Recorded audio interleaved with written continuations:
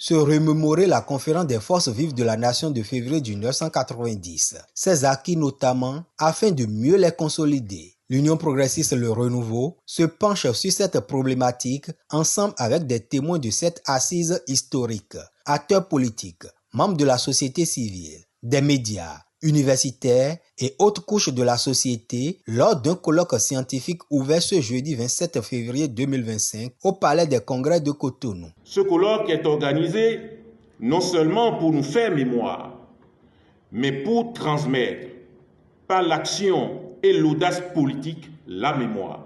Il est organisé pour faire mémoire, certes, des 521 délégués à la conférence, acteurs directs et immédiats de cette mutation politique et sociale profonde, dont certains, heureusement vivants, et surtout membres de notre parti, sont dans cette salle.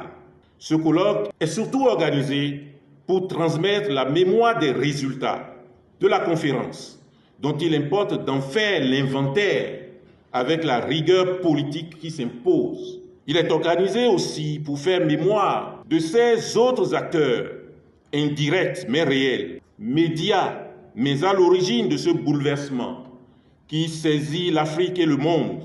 Pendant 2 jours, les participants vont passer au peigne fin les forces et faiblesses de l'héritage de la conférence nationale au travers de 3 panels sur le système partisan, l'état de droit et justice et la gouvernance économique et sociale. La première chose que je veux dire, c'est de rendre hommage au parti politique Union progressiste Le Renouveau, parce que ce n'est pas habituel que les partis politiques célèbrent un tel événement.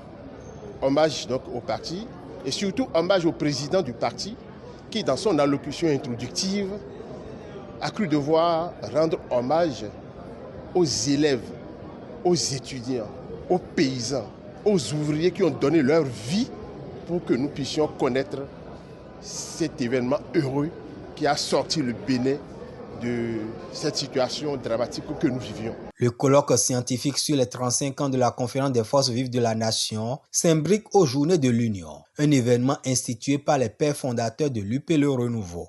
Votre présence inspirante, encourageante et engageante à l'ouverture de ce colloque est salutaire et mérite encore d'être reconnue.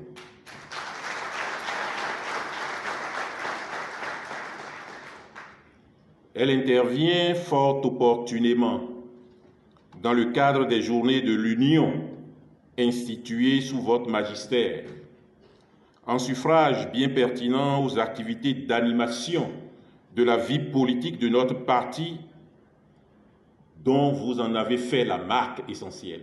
Par cette tribune, la haute direction politique de l'UP Le Renouveau souhaite interpeller la responsabilité de la classe politique. L'Union progressiste Le Renouveau demeure dans sa ligne politique, en conviant les acteurs politiques à l'appropriation de l'héritage de la conférence nationale qui doit inspirer toute action politique. Nous, progressistes, et de la majorité présidentielle, devons enrichir la fierté de nos compatriotes, de nos concitoyens, à l'égard de l'œuvre d'approfondissement et de consolidation de la promesse de la conférence nationale engagée par le président de la République, M. Patrice Talon, et son gouvernement depuis 2016.